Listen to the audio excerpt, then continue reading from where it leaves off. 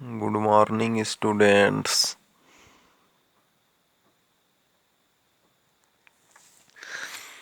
तो पिछले क्लास में हम लोगों ने प्रश्नावली 5.1 तक पढ़ लिए थे। आइए आज आगे पढ़ते हैं। आगे है वृत्तखंड के कोणों के गुण। तो वृत्तखंड के कोणों के गुण को पढ़ेंगे। तो क्रियाकलाप 5, दिए गए चित्र में एक चाप द्वारा वृत्त पर कई कोण बनाए गए हैं। उन कोणों को माप कर सारणी पूरा कीजिए। तो यहाँ चित्र में क्या दिया गया है? प्रत्येक चित्र एक चाप द्वारा वृत्त पर कई कोण बनाए गए हैं और उन कोणों का माप हम लोग को बताना है। जैसे चित्र 5.7 फर्स्ट में चाप AE, तो AE ये इस चाप द्वारा क्या कोण बनाया गया है? BC और D बनाया गया है। तो इन्हीं का हम लोग को माप निकालना है। तो आइए देखते हैं।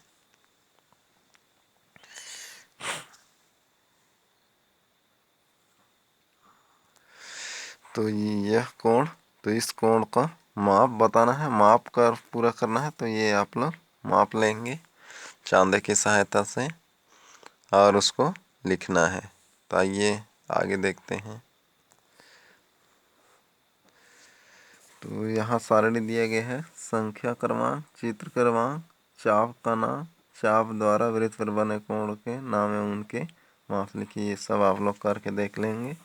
तो यहाँ पर जो है इम्पोर्टेंट पॉइंट है ये, यहाँ से जैसे किसी भी चाप, यहाँ से किसी भी चाप द्वारा उसके सम्मुख वृत्त खंड पर जितने भी कोण बनाए जाते हैं वे सभी एक ही माप के होते हैं।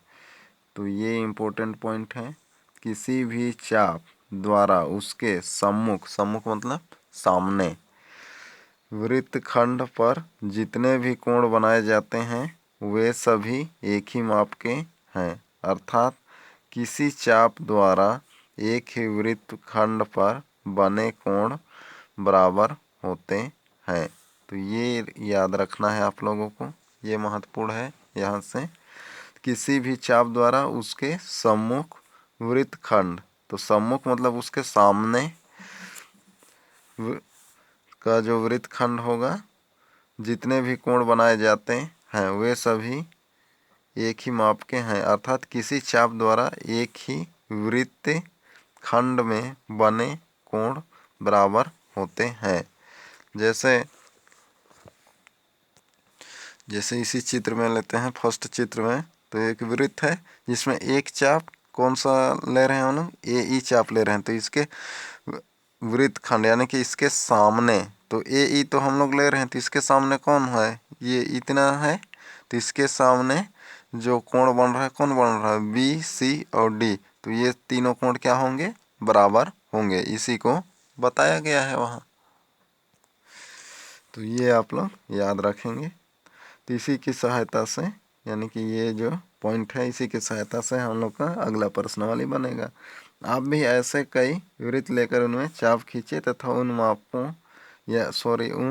चापों द्वारा सम्मुख वृत्त खंडों पर कई कोण बनाइए और अपने साथियों से नपवा कर देखिए कि क्या एक ही चाप से बने सभी कोण समान हैं। तो आप लोगों को ये पॉइंट याद रखना है जो अंडरलाइन किया गया है। तब अब आइए देखते हैं आगे प्रश्नावली 5.2। तो प्रश्नावली 5.2, निम्न चित्रों में अंग्रेजी के अक्षरों द्वारा दर्शाए गए कोणों के माप चांदा से बिना मापे ज्ञात कीजिए। तो यहाँ चांदा से नहीं नापना है हम लोग को, या मापना नहीं है, केवल देखकर बताना है। तो आइए देखते हैं। तो पहला जो चित्र है, एक वृत्त है जिसमें कोण है A और 45 डिग्री। तो यहाँ पर देख सकते हैं, अभी हम लोग क्या पढ़े? एक ही चाप, यानी कि किसी चाप द्वारा एक ही वृत्तखंड में बने कोण क्या होते हैं? बराबर होते हैं। तो यही लगेगा यहाँ पर। तो इसमें एक चाप हम लोग ले लेते हैं, अगर इसको लेंगे ये वाला चाप को यहाँ से यहाँ तक का, तो इस चाप द्वारा वृत्तखंड पर यानी कि शेष वृत्तखंड पर, तो शेष कौन है, इधर वाला शेष है, तो इसको इसमें इस वृत्तखंड में बनाया गया कोण कौन सा है, ए और 45 डिग्री। और ये दोनों कोण क्या होंगे, बराबर होंगे, क्योंकि एक ही चाप द्वारा शेष वृत्तखंड पर बनाए गए कोण बराबर होते हैं। तो उसी को लिखना है और उसकी सहायता से क्या हो जाएगा, तो ए का मान 45 डिग्री होगा, क्योंकि एक ही वृत्तखंड में एक ही चाप द्वारा बनाया गया है कोण। तो ए का वैल्यू कितना हो जाएगा, 45 डिग्री। तो इस तरीके से भरना है आप लोगों को। उसी तरीके से सेकंड क्षेत्र में भी यहाँ पर भी क्या है, ये चाप यहाँ से लेकर इस चाप द्वारा शेष वृत्तखंड पर कौन सा इधर बनाया गया कोण है, 3 कोण है, x 33 और y। अब ये तीनों कोण के माप क्या होंगे, बराबर होंगे, तो इसलिए क्या हो जाएगा, x का वैल्यू भी 33 और y का वैल्यू भी 33 हो जाएगा, इस तरीके से 33। उसी तरीके से आगे जो है ये सब खाली स्थान आप लोग भर लेंगे। तो आइए अब आगे देखते हैं क्रियाकलाप 6। तो क्रियाकलाप 6 है वो केंद्र वाले वृत्त व्यास ए ओ बी खींचिए। तो केंद्र ओ, ये केंद्र ओ है जिस पर व्यास हम लोग क्या खींच दिए हैं, ए ओ बी, ये व्यास है। तो व्यास के ऊपर वाले अर्धवृत्त पर बिंदु सी डी ई, तो व्यास क्या करता है, वृत्त को 2 बराबर भागों में बांटता है और दोनों बराबर भाग क्या कहलाते हैं, अर्धवृत्त कहलाते हैं। तो उसी में क्या ले लिया गया है, बिंदु सी डी और ई लीजिए तथा कोण ए सी बी, कोण कौन सा, ए सी बी, ये यानी कि 3 बिंदु लिए थे हम लोग सी डी ई और उन सब को क्या कर दिए हैं, ए और बी से मिला दिए हैं। तो ए से सी बी ऐसा मिला है, फिर बी को डी और बी से मिला है, और फिर ए को ई और बी से मिला दिए, तो 3 कोण मिल गया है। कोण कौन सा, ए सी बी, तो ए सी बी। उसी तरीके से ए डी बी और ए ई बी ये बना लिए हैं। तो चांदे की सहायता से इन कोणों को मापिए और उनके मान लिखिए। तो ये आप लोग माप कर लिख लेंगे। तो आगे यहाँ पर इम्पोर्टेंट पॉइंट है आप लोगों के लिए, अर्धवृत्त का कोण समकोण होता है। तो ये याद रखना है, अर्धवृत्त का कोण क्या होता है, समकोण होता है, यानी कि 90 डिग्री पर। वृत्त पर स्थित 2 बिंदुओं द्वारा लघु खंड एवं संगत दीर्घखंड के कोण क्या है, आइए देखते हैं। क्रियाकलाप नंबर 7, केंद्र ओ लेकर वृत्त बनाइए। केंद्र ओ लेकर वृत्त बनाना है। तो वृत्त पर 2 बिंदु ए और सी लीजिए जिससे यह एक लघु वृत्तखंड ए बी सी तथा दीर्घ वृत्तखंड ए डी सी बंट जाए। तो एक प्रकार की सहायता से आप लोग वृत्त बनाएंगे। प्रकार की नोक को क्या करेंगे, उसमें कागज यानी कॉपी पर लेकर एक चक्कर घुमाते हैं तो वृत्त बनता है, और जहाँ प्रकार की नोक रखते हैं वो वृत्त का केंद्र होता है।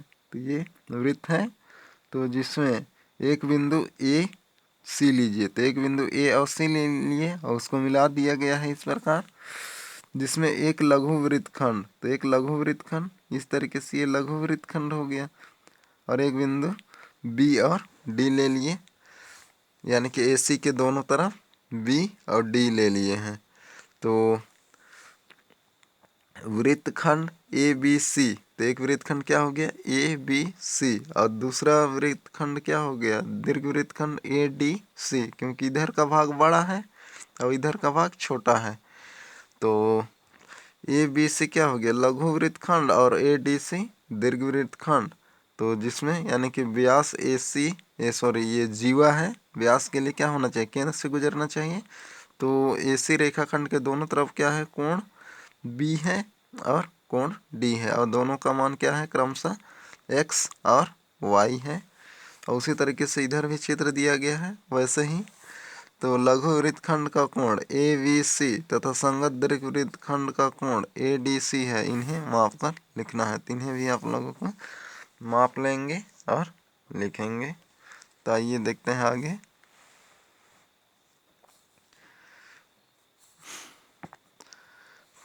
तो यहाँ पर ये पॉइंट याद रखना है, वृत्तखंडों में बने कोणों का योगफल, यानी कि वृत्तखंड में जितने भी कोण बनेंगे सभी कोणों का योगफल कितना होगा, 180 डिग्री होता है। तो आइए देखते हैं अब प्रश्नावली 5.3। तो रिक्त स्थान की पूर्ति कीजिए। लघु वृत्तखंड का कोण खालिस्तान होता है, तो लघु वृत्तखंड का कोण क्या होगा, न्यून या अधिक। तो लघु वृत्तखंड का कोण क्या होगा, न्यून होगा, क्योंकि लघु मतलब कम, कम मतलब न्यून। उसी तरह दीर्घ वृत्तखंड का कोण क्या होगा, अधिक। और वहाँ एक ही वृत्तखंड में लघु वृत्तखंड एवं संगत दीर्घखंड में बने कोणों का योग खालिस्तान होता है। तो यहाँ कितना डिग्री होगा, 180 डिग्री होता है। यहाँ पर अभी पढ़े हम लोग, जीवा के दोनों ओर के वृत्तखंडों में बने कोणों का योगफल 180 डिग्री होता है। यानी कि एक कोई सा भी जीवा है उसके दोनों तरफ का जो कोण होगा, दोनों कोणों का योगफल 180 डिग्री होगा। जैसे कि यहाँ पर हम लोग AC क्या है, एक जीवा है, इसके दोनों तरफ कोण कौन सा है, कोण B और कोण D है। तीन दोनों का योगफल क्या होगा, 180 के बराबर होगा। यानी कि कोण B प्लस कोण D या x plus y is equal to 180 degree होगा। तो ये पॉइंट याद रखना है आप लोगों को ये। तो उसी के सहायता से 180 डिग्री होगा। तो आइए अब आगे देखते हैं। आगे है उदाहरण नंबर 1। तो उदाहरण नंबर 1 है, नीचे दिए गए आकृति में वृत्त का केंद्र O है। यदि कोण C का मान दिया है 55 डिग्री हो तो BAC का मान ज्ञात कीजिए। तो यहाँ पर एक वृत्त है जिसका केंद्र क्या है, O है, जिसमें एक कोण यानी कि ये कोण C, इसका मान दिया है 45। तो हम लोगों को क्या ज्ञात करना है, कोण BAC यानी कि एंगल BAC यानी कि इसका मान हम लोगों को ज्ञात करना है। तो आइए देखते हैं। तो हल, व्यास AC यानी कि AC व्यास है, तो AC क्या है, व्यास है, ये व्यास है, वह केंद्र से गुजरता है। तो व्यास है और केंद्र से गुजर रहा है, व्यास के लिए क्या होना चाहिए, केंद्र से गुजरना आवश्यक है, तो केंद्र से गुजरा है। अतः कोण ABC, तो अतः कोण ABC अर्धवृत्त का कोण है। तो ABC क्या है, अर्धवृत्त का कोण है, क्योंकि व्यास वृत्त को बराबर दो भागों में बांटता है और प्रत्येक भाग क्या कहलाता है, अर्धवृत्त कहलाता है। और इसके एक तरफ कोण क्या बना है, ABC, तो अर्धवृत्त का कोण है कौन, B, जो कि समकोण होता है। इससे पहले अभी हम लोग पढ़े हैं कि अर्धवृत्त का कोण क्या होता है, समकोण होता है। तो B का मान कितना हो जाएगा, 90 डिग्री, अर्थात कोण BAC। तो अतः क्या हो जाएगा, जो कि समकोण होता है अर्थात कोण B या ABC। तो ABC कितना हो जाएगा, ये 90 डिग्री होगा। क्यों, क्योंकि अर्धवृत्त का कोण 90 डिग्री होता है। इससे पहले हम लोग पढ़े हैं। तो व्यास है, व्यास वृत्त को बराबर दो भाग में बांटता है और प्रत्येक जो दो भाग हुए हैं वृत्त का वो अर्धवृत्त होता है। और अर्धवृत्त पर जो भी कोण बनता है वो क्या होता है, 90 डिग्री का होता है, अर्थात कोण भी क्या हो गया है, 90 डिग्री। तो अब इस त्रिभुज में लेंगे जिसमें C भी पता है हम लोगों को, अतः कोण A प्लस कोण B प्लस कोण C is equal to 180 degree. चूँकि त्रिभुज के तीनों कोणों का योग कितना होता है, 180 डिग्री। अब यहाँ पर हम लोग B और C का वैल्यू इसमें पुट कर देंगे और A का वैल्यू फाइंड कर लेंगे, यानी कि ज्ञात कर लेंगे। तो आइए देखते हैं आगे। बराबर या क्या हो जाएगा,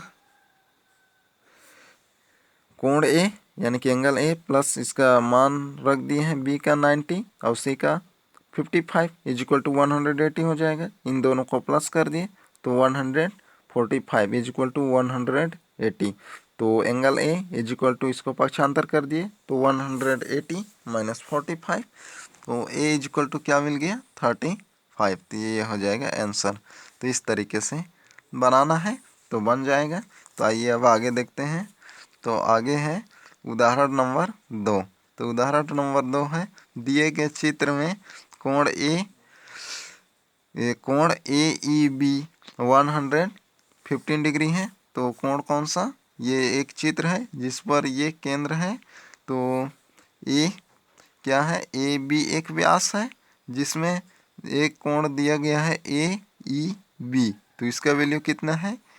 115 डिग्री दिया है। और कोण ए सी बी यानी कि ए सी बी और कोण ए डी बी, तो इसका मान हम लोगों को पता करना है ये दोनों का। तो आइए ज्ञात करते हैं उन दोनों का मान। तो यहाँ पर क्या दिया है? दिया है कोण ए ई बी। तो A E B is equal to 115 degree ये दिया है। ज्ञात क्या करना है हम लोगों को? कोण ए सी बी। तो ए सी बी और ए डी बी ये दोनों कोण ज्ञात करना है। चूंकि जीवा के दोनों ओर के वृत्त खंडों में बने कोणों का योग कितना होता है? 180 डिग्री। इससे पहले हम लोग पढ़े हैं। तो जीवा के दोनों ओर बने वृत्त खंडों जीवा के दोनों ओर के वृत्त खंडों में बने कोणों का योग कितना होता है? 180 डिग्री होता है। अतः क्या हो जाएगा? कोण A E B is equal क्या हो जाए प्लस कोण ए सी बी। तो A C B is equal to क्या होगा? 180 डिग्री। ए बी क्या है? एक जीवा है। इसके दोनों ओर बने यानी कि जीवा के दोनों तरफ जो कोण बनता है उन दोनों का योग कितना होता है? 180 डिग्री। तो अगर इस ए बी क्या है? एक जीवा है। इसके दोनों तरफ कोण कौन सा बना है? ई और सी बना है एक है। और उसी तरीके से एक बना है ई और डी। तो ये दोनों का योगफल क्या होगा? अलग अलग 180 डिग्री के बराबर होगा। तो पहले हम लोग किसको ले रहे हैं? ए ई बी। तो ए ई बी प्लस क्या हो जाएगा? ए सी बी। तो ये दोनों कोणों का योग कितना होगा? यानी कि कोण ई और कोण सी का मान 180 के बराबर। तो 180 के बराबर ले लिए हैं।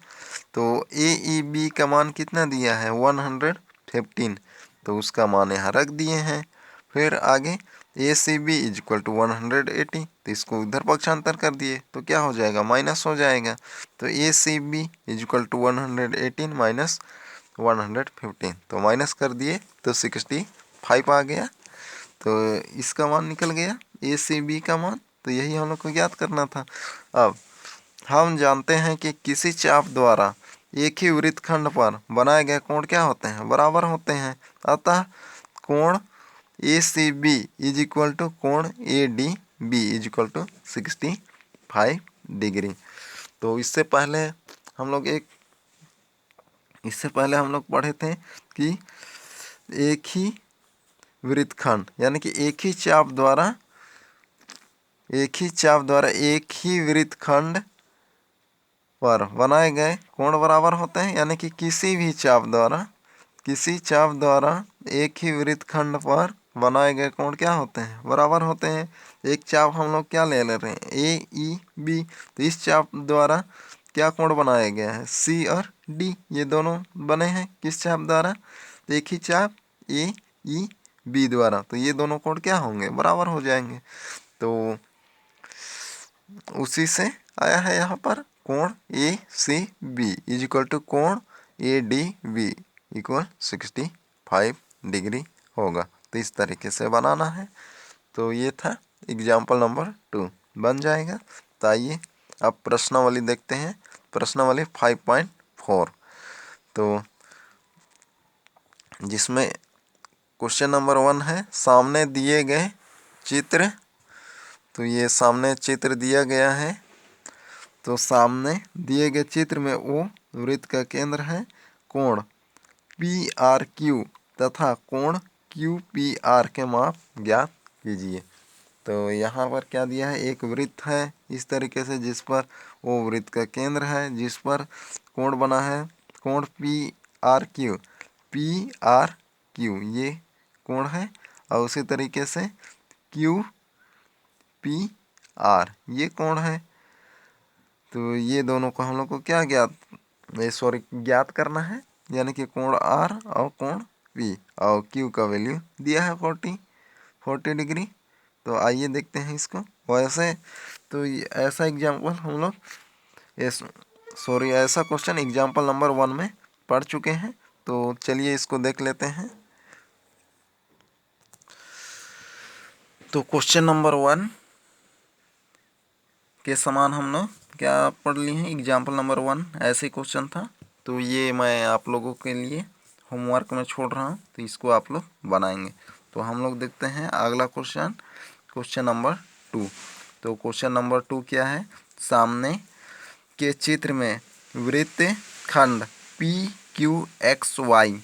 तो पी क्यू एक्स वाई, तो ये वृत्त खंड क्या है, पी क्यू एक्स वाई में बने कोण वाई पी क्यू। तो वाई पी क्यू यानी कि वाई पी क्यू, इस पूरे कोण का मान 70 डिग्री है तथा कोण वाई क्यू पी, तो वाई क्यू पी इसका वैल्यू कितना है, 30 डिग्री। तो हम लोग को क्या ज्ञात करना है, कोण पी वाई क्यू। तो पी वाई क्यू, तो इसका मान ज्ञात करना है तथा कोण पी एक्स क्यू, तो पी एक्स क्यू यानी कि इन दोनों का माप ज्ञात करना है, जिसमें हम लोगों को कोण वाई पी क्यू और कोण वाई क्यू पी ये दोनों दिए हैं। तो आइए देखते हैं इसका हल। तो क्वेश्चन नंबर 1 आप लोगों का होमवर्क है। तो क्वेश्चन नंबर 2 का हल आइए देखते हैं। तो चित्र इस तरीके से था, जिसमें वृत्तखंड पी वाई एक्स क्यू, तो इस पर कोण बना गया है कौन सा, ये वाई और एक्स। तो इसका माप हम लोगों को ज्ञात करना है। तो आइए देखते हैं। तो हल नंबर 2 है ये। तो चित्र में चाप पी क्यू यानी कि इस चाप द्वारा, इधर वाले चाप द्वारा कौन सा कोण बनाया गया है, इधर बनाया गया है शेष वृत्तखंड पर। तो पी क्यू द्वारा वृत्त पर बने कोण, वृत्त पर बने कोण कौन सा है, एक्स और वाई है। तो कोण एक्स एवं कोण वाई, या इसी को हम लोग क्या लिख सकते हैं, पी वाई क्यू। कोण पी वाई क्यू बराबर क्या हो जाएगा, पी एक्स क्यू। कोण पी एक्स क्यू बराबर होंगे।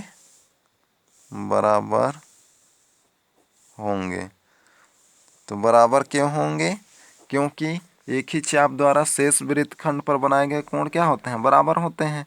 तो एक ही चाप क्या है, पी क्यू द्वारा शेष वृत्तखंड इधर शेष है, तो इसको ले रहे हैं हम लोग, तो इधर शेष बचा है, तो उस पर कोण क्या है, एक्स और वाई। तो ये दोनों कोण क्या होंगे, बराबर होंगे। तो चूंकि एक ही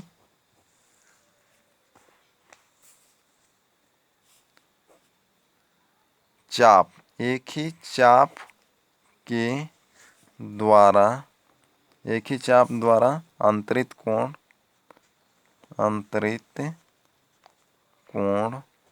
बराबर होते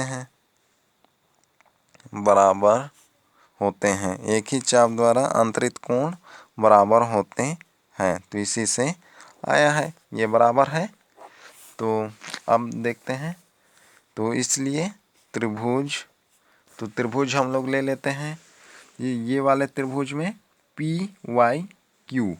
तो त्रिभुज पी वाई क्यू में, तो त्रिभुज पी वाई क्यू, तो इस त्रिभुज में दो कोण पता है हम लोगों को, पी और क्यू पता है, तो तीसरा निकाल सकते हैं। कैसे, त्रिभुज के तीनों कोणों का योग कितना होता है, 180 डिग्री होता है। तो उसी से निकालेंगे। तो क्या हो जाएगा, कोण वाई पी क्यू। तो कोण कौन सा, वाई पी क्यू प्लस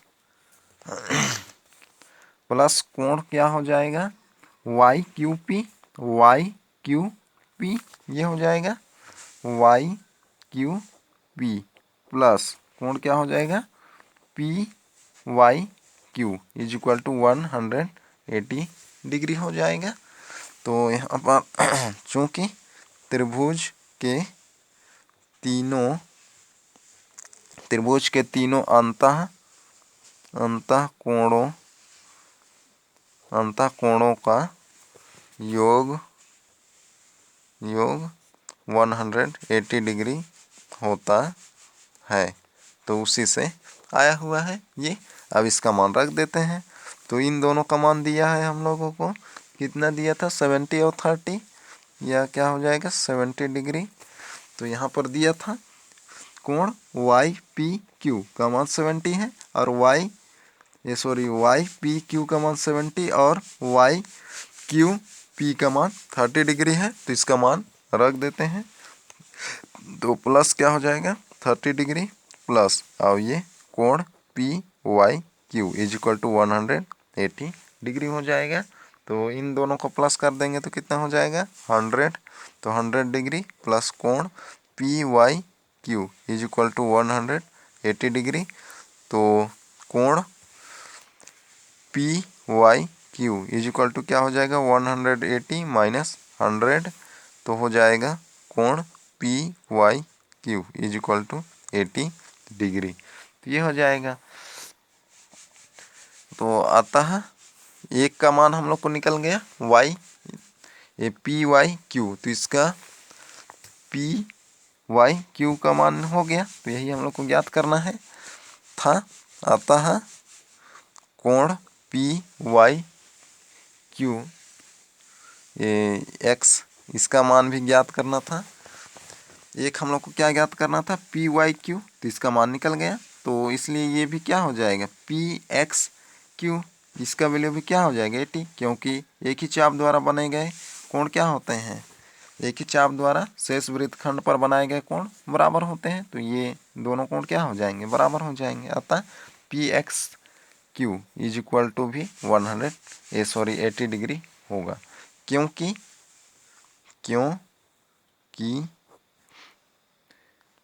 कोण P Y Q is equal to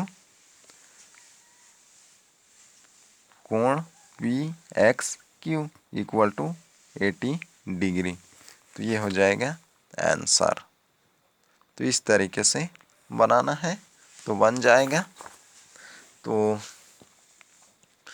ये था क्वेश्चन नंबर 2 का हल। तो आज का क्लास यही तक, अगले क्लास में फिर मिलते हैं। तो उससे पहले मैं आप लोगों को फिर से एक बार होमवर्क बता देता हूं। तो प्रश्न वाले 5.4 का क्वेश्चन नंबर 1 आप लोगों का होमवर्क है।